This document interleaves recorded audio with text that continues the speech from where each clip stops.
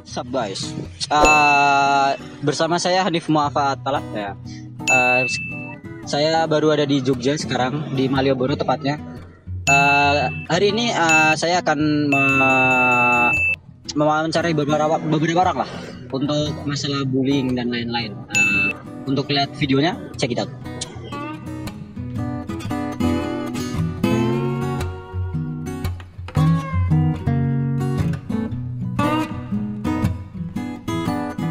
Sekarang kita baru bersama dengan Mas siapa, Tip?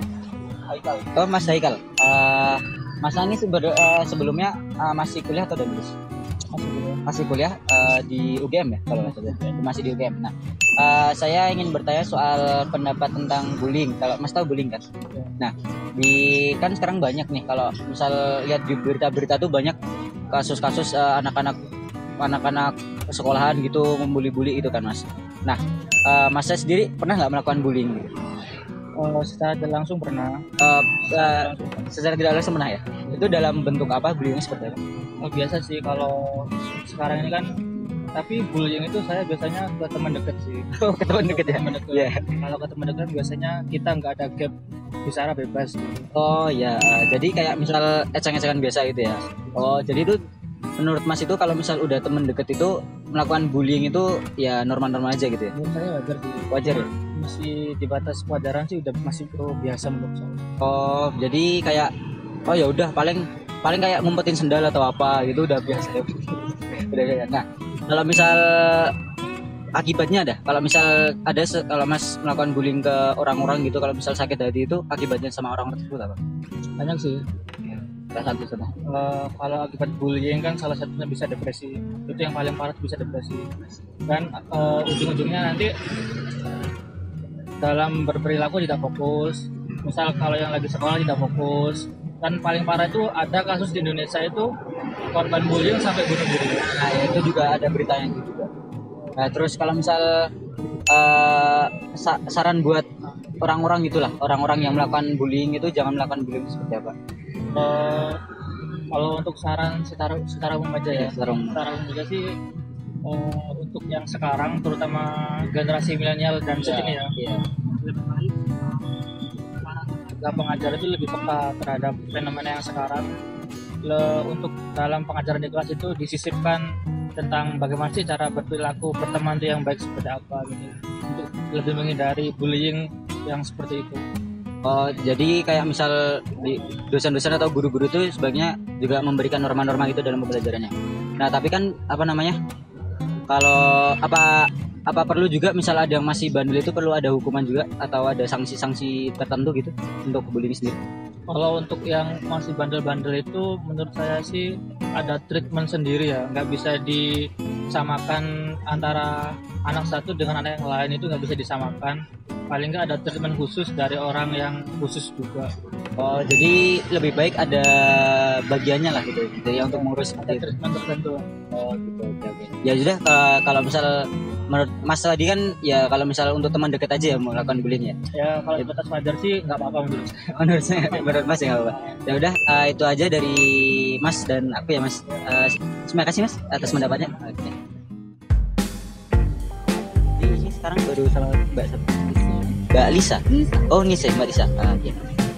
Mbak tahu bullying kan? Nah, itu kan kalau lihat di berita sekarang kan banyak kalau kasus-kasus bullying gitu kan. Nah, itu kan. Nah, menurut Mbak bukan menurut sih, kayak misal Mbak pernah melakukan bullying atau enggak? Oh, enggak pernah. Berarti itu menurut pendapat Mbak lah, itu bagaimana?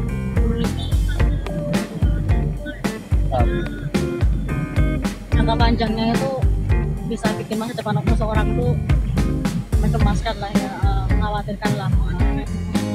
Kalau misal itu kan menurut Mbak kan kayak misal itu kan nggak baik gitu kan? Nah, menurut nggak baik. Nah, itu untuk cara mengatasi sendiri menurut Mbak? Itu harus dari speak up. Oh, berarti dari diri kita sendiri ya? Dari speak up, kita nggak boleh apa, jangan nunjukin kita tuh pantas dibully gitu. Kayak dibully. Kalau misal dari pihak-pihak berarti itu kalau menurut Mbak? Bully ya, menurut dari pihak kita ini. Oh, menurut korban ya? Terus kalau misal masih itu kan banyak kan kalau misal orang-orang gitu masih takut untuk masih untuk sebek. Nah itu apakah harus ada lembaga yang untuk mengurus itu? Itu harusnya ada yang menaungi biar kita tuh berani, biar kita tidak takut sama orang-orang pembuli. Atau ada lembaganya yang Jadi memang harus ada undang-undangnya gitu ya? iya harusnya ada, itu wajib harusnya. Kalau kita tuh wajib, karena kan nggak semua orang itu berani untuk speak up. Oh iya benar sih. Jadi kayak misal kalau nggak orang berani speak up tuh lebih baik kayak ada sarana untuk speak up gitu. Jadi kayak harusnya ada lembaga, jadi kita merasa ada yang lembaga kita melindungi kita, jadi kita berani speak up. oh jadi lebih berani lagi ya intinya. Jadi kalau misal untuk saran kepada ini orang-orang gitu, bagaimana menurut Mbak ya tadi selain speak up itu? Ya kita apa ya, harus ada lembaganya mungkin, jadi kita lebih berani untuk bicara apa yang kita rasakan, apa yang kita dapatkan di masyarakat soal pembulian. Oh gitu ya. Itu berarti kalau menurut Mbak, kalau misal orang yang membuli kita tuh wajib dilaporkan kepada pihak berwajib atau kita biarkan saja? Yang penting kita speak up gitu ya. Kalau Tergantung itunya, tingkatan pembuliannya. Kalau misalnya masih rendah kita bicara sendiri nggak apa-apa, kita ke lembaga aja. Tapi kalau udah sampai ke udah yang sampai kita yang lebih tinggi, kita harus masih ke pihak berwajib. tinggi itu maksudnya seperti apa? Tinggi itu udah sampai kekerasan fisik, kejiwaan, tapi yang udah mengadakan sangat itu buat Jadi kayak misal nonjok-nonjok gitu, terus perempuan ke perempuan kayak gitu. Yaudah, sekian saja ya itu. Ya, bener, ngasih Mbak. Sekarang saya baru bersama Mbak tadi siapa? Mbak Anissa sama Mas Ragi. Oh, Mas Ragi lah. Saya ingin bertanya soal bullying di Indonesia kan Mas. Bullying. Bullying. Nah, kan banyak di berita-berita sekarang itu kan kasus bullying gitu kan, yang dari anak sekolah atau anak udah masih kecil-kecil itu kan udah melakukan bullying gitu kan. Nah menurut Mas sama Mbak bagaimana itu bullying itu Mas? Di lingkungan sekolah apa di lingkungan? Di lingkungan sekolah bisa, sama kayak di masyarakat itu juga bisa. Ya kalau bisa dihilangkan lah budaya bully-bully itu. Kasihan yang biasanya kan yang korbannya jadi tekanan mental, dorongan fisik, dorongan mental itu kan pasti ada. Masnya sama Mbaknya sendiri apa pernah melakukan bullying itu waktu kecil atau di masyarakat? Ya pernah gitu, tapi bully-bully kan kecil yang bercanda gitu. Oh, jadi sesama teman ya? Nggak sampai kayak tekanan mental, nggak sampai bercanda-bercanda biasa gitu. Oh, jadi menurut Mas sama Mbak ini bullying tuh nggak apa-apa, tapi asalkan sama teman akrab aja gitu. Tahu lah kebiasaannya apa, kelemahannya apa, gimana gitu. Nggak sampai berlebihan nyinggung fisik apa-apa gitu. Jadi Mas sama Mbak pernah ya tidak sengaja pernah melakukan bullying sendiri? Oh ya gitu. Kalau terus saran untuk orang-orang yang masih melakukan bullying, atau apa sih penyebab sama apa akibatnya bullying itu untuk Mas?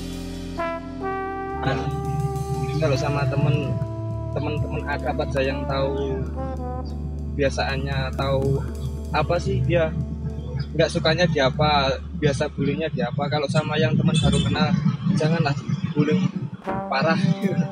Apalagi kalau mendorong mental.